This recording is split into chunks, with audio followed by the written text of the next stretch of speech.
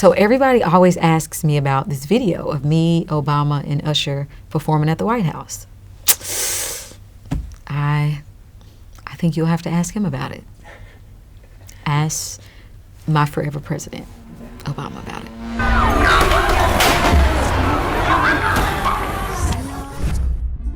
There can be no understanding between the hands and the brain unless the heart acts as the mediator. That's from Fritz Lang's 1927 German expressionist film, Metropolis. The film itself inspired pretty much all of my work, and it inspired me to want to be the heart, to be the mediator between the mind and the hands, the high class, the low class, the have-nots and the haves, and use music to bridge that gap and to bring us together. I had the concept for Dirty Computer before I released the ArchAndroid, and there are connections if you watch and listen, but most importantly, just watch the emotion picture, Dirty Computer. You'll see those connections of the DNA of Jane 57821, Mary Apple. I have a song on the ArchAndroid called Mushrooms and Roses that talks about a character in Mary, and she shares the same DNA with this Mary Apple. And yes, it's all related. It's connected. I'm not America's nightmare. I'm the American dream. Just let me live my life. I want a crazy classic. For me, one of the things that's important is that I'm aware of what's going on now. I did have the tendency to always think about what the next project was, or what else can I do? It's like, no, we have to pay attention to what's happening here right now, and I like to go where I'm needed, and I felt like I could contribute most to the current events that are happening in today's society. I wanted to celebrate the marginalized and those folks that I felt needed the most amplification with their voices because they were not being heard. I am a dirty computer. I am ready to be cleaned.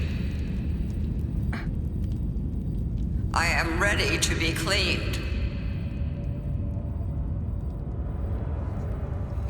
Unfortunate, my dear.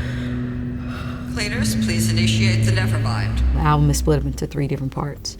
It's the reckoning, it's the celebration, and it's the reclamation. So when you watch the emotion picture on Dirty Computer, the basic story is around Jane 57821, Mary Apple, Che Achebe, Dirty Computers, having their identities erased and their memories deleted. And what you see is Jane 57821 holding on to her memories. And so the moments where the cleaners are trying to cleanse her and wipe out her memories, you see her fighting. You see her fighting to hold on. And Django Jane represents that fight. I like that represents that fight. Brian Wilson was one of the first features on Dirty Computer.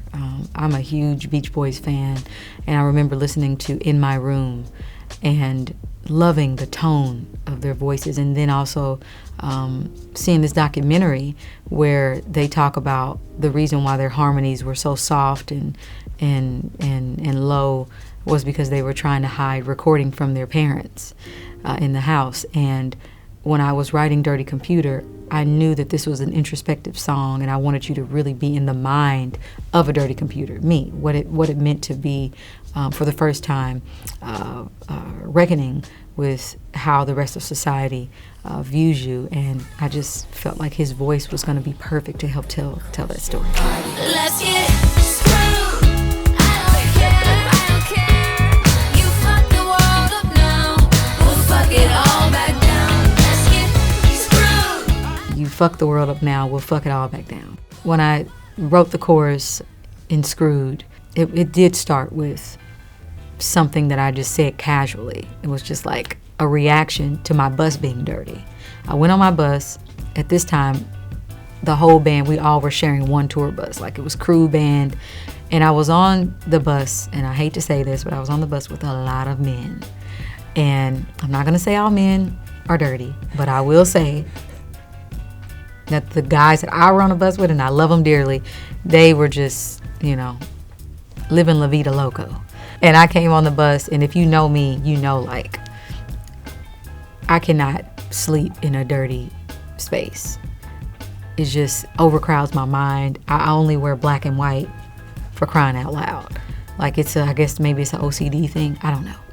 And I just came on the bus and I saw like banana peels and underwear, and it was just crazy. And I said, you know what? Whoever fucked this bus up, y'all better fuck it right back down. Till this day, when they think about me coming on that bus and saying that and seeing my face and how serious I was, and I didn't even realize what it meant. Like, it's just something that we laugh about all the time. And I just felt like it applied to our current state of affairs. Sexual bender, mess me up, yeah, but no one does it better. There's nothing better. That's just the way you make me feel. As a performer, James Brown is like one of my favorites. I studied him and I studied his movement. And when I was making my song, Make Me Feel, I could feel his presence when I started to perform it. It wasn't until I started to perform that I started to connect the two. And it had a groove. It was like me and James are talking to each other, going back and forth through dance. And I wanted to make sure that when you came to the live show, you saw that. Pink behind all of the doors. Crazy pink like the tongue that goes down.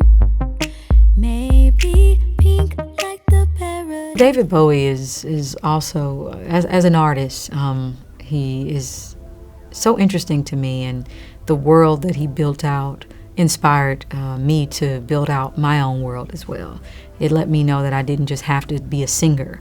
I didn't just have to be an actor. I could mesh both mediums and tell stories.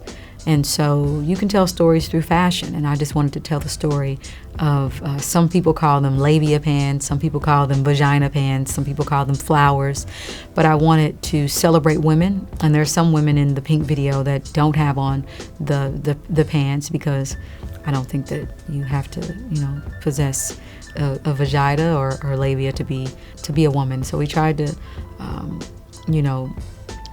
think about that and be sensitive to it. And I think that Bowie has inspired not just me, but so many artists with his work and with his vision.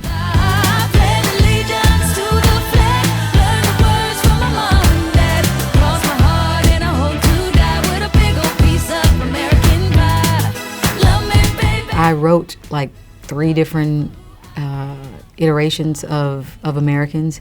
One of them was a Southern man, and it was called Southern Man, and it was from the perspective, because I live in Georgia, I live in Atlanta, Georgia, and it was inspired by some of the Southern white men that I had encountered and talked to, and how they really felt like they were more superior, and this was their country, and like we were just here, and I was trying to speak from their perspective, in hopes that when they listened to how they sounded, they would realize that in fact it was very divisive and, quite frankly, stupid. The lyric in Americans that says, "Sign your name on the dotted line," can mean a couple things. It's like, okay, I've expressed to you as an American, from my perspective, the things that are going on.